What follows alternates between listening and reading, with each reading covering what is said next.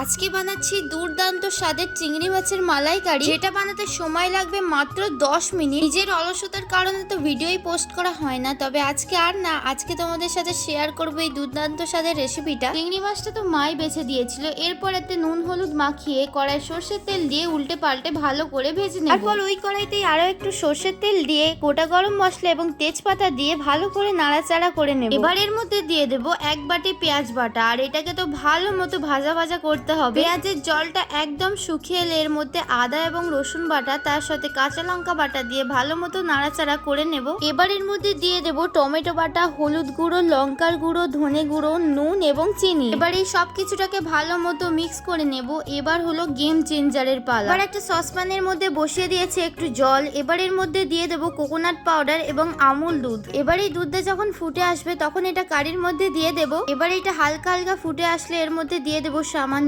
জল এবং ভেজে রাখা চিংড়ি মাছগুলো। সেটাকে 5 থেকে 6 মিনিট ফুটিয়ে নিলেই তো রেডি আমাদের চিংড়ি মাছের মালাইকারি। এবার এটার উপর থেকে দিয়ে দেবো একটু গরম মশলা। দেখো আমাদের সুস্বাদু চিংড়ি মাছের মালাইকারি একদম রেডি। কেমন লাগলো তোমাদের এই রেসিপিটা অবশ্যই জানিও। আমরা সকলে সাবস্ক্রাইব আর ফলো করে নিও। তবে আজকের মতো আসি, বাই।